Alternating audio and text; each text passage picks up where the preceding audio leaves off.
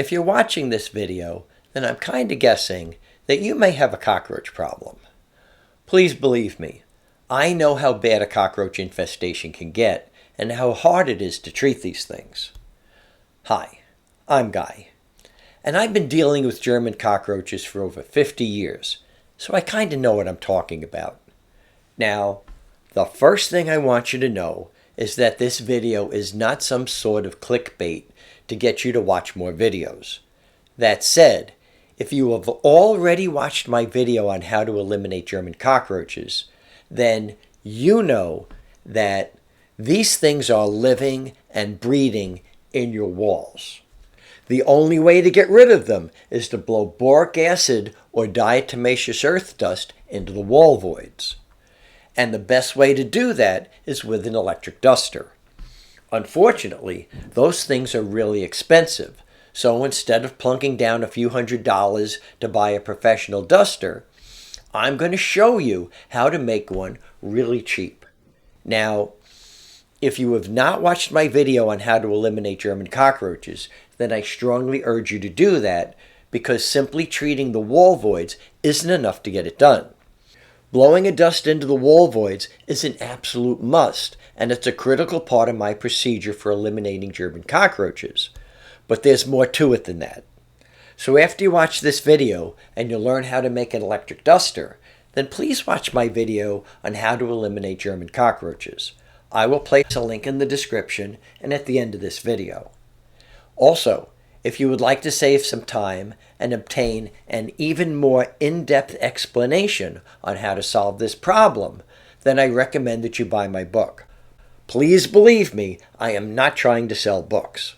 The only reason I wrote it is because there is a lot of moving parts to getting rid of German cockroaches, and people have asked me repeatedly to write a book to make the process easier for them.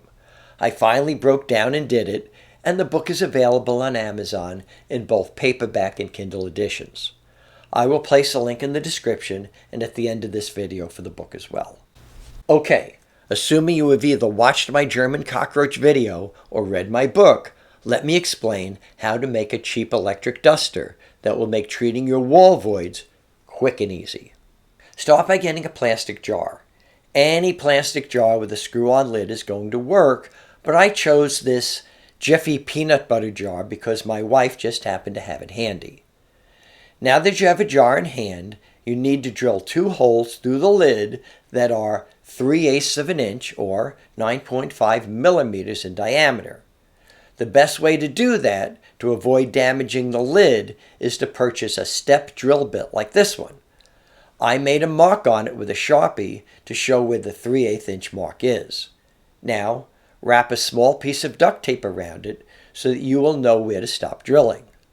Make a mark about 3/4 of an inch or about 9 millimeters from the side of the cap on opposite sides of the cap.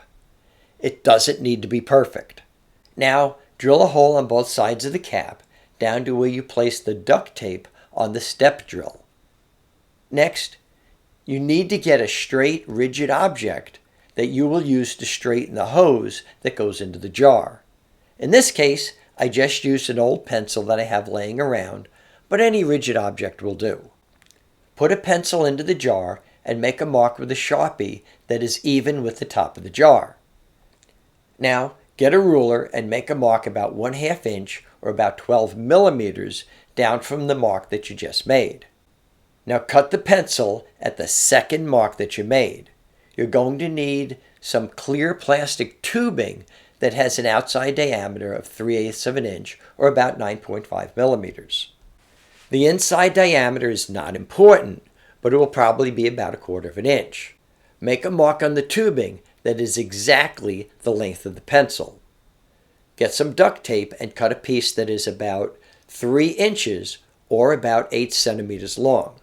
I'm using white duct tape, but the color doesn't matter. Next, you're going to need a small piece of wax paper and a piece of cardboard.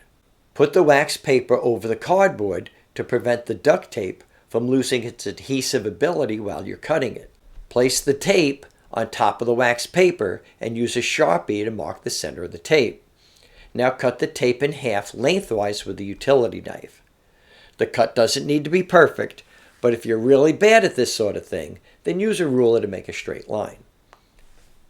Now, simply peel off the tape and you are ready for the next step. Do not discard the extra piece of tape because we will be using it later. Now locate the mark on the tubing where you marked the length of the pencil.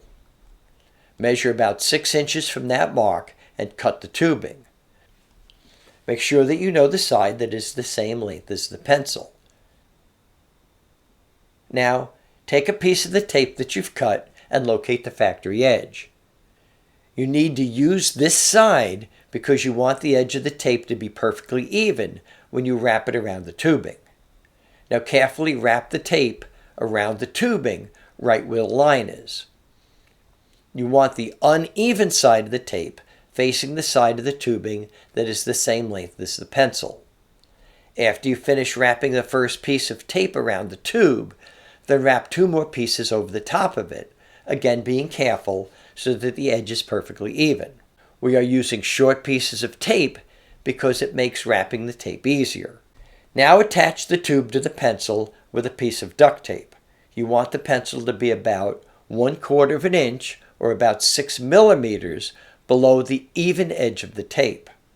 Use another piece of duct tape to attach the other end of the pencil to the tube. This should keep the tube reasonably straight. Now insert the tubing through one of the holes in the cap. Use another narrow piece of duct tape that you cut and locate the factory edge. Wrap the tape around the tubing with the factory edge touching the top of the cap. I wrap the tape about 1/8 of an inch or about 4 millimeters too long so that I know it's touching the cap. When you are wrapping the tape, make sure that you are pulling on the tube so that it is tight up against the cap. The idea is that you want to create a seal on both sides of the cap. A little dust is probably still going to escape, but not that much. Now, cut another piece of tubing that is about 12 inches long. Just like before, you need another piece of tape that you cut, and you need to locate the factory edge. This time, you want the uneven edge of the tape facing the edge of the tubing where it was cut. Wrap the tubing so that the factory edge is nice and even. Again, just like before, you want to use 3 pieces of tape. Now insert the tube through the other hole in the cap. Just like with the other side, you want to make sure that you wrap a piece of duct tape tightly around the tubing to hold it in place and create a seal. Now, just screw on the jar. All you need now is an air pump suitable for inflating air mattresses or large pool toys. I am using this tiny air pump, but for even more power and more dust coming out of the duster, you can invest in a bigger pump. Now, locate the reducer tip that looks like this. If it is attached to the other reducer tips, simply cut it off. If the end of the reducer tip is not a straight opening, cut off the end so that the air will shoot straight out. If it does not cut off cleanly, just clean it out a little bit with a utility knife. Now cut the shortest piece of tubing so that it is a workable size. You want it to be as short as possible, but you don't want it to be so short that the air pump is not reasonably level with the top of the jar. Keep in mind that the weight of the pump is going to pull it down a bit. I find that about 3 inches from the lid does the trick. Okay, now that we have one of these things made, let's go outside and see how it works. When you put the dust in the jar, make sure there are no lumps in it because you don't want lumps getting caught up in the tubing. The clear jar makes it easy to stir the dust with a stick or a screwdriver. After you have all the lumps out, screw the jar onto the duster. As you can see, this puts out a serious amount of dust. To make the duster put out even more dust, it helps to shake the jar a little bit. This will cause a massive amount of dust to be released at the end of the duster. Now remember, if you have a German cockroach infestation, you need to watch my video on how to eliminate them, or you need to buy my book. Either way, this is the only way that you will ever get rid of these disgusting creatures. Again, I have links in the description and at the end of this video for both the German cockroach video and for my book. As always, if you found this video to be of any help to you whatsoever, then please consider subscribing, and please don't forget to click on that like button as well. It would mean an awful lot to me. Thank you so much for watching. Be well, my friends.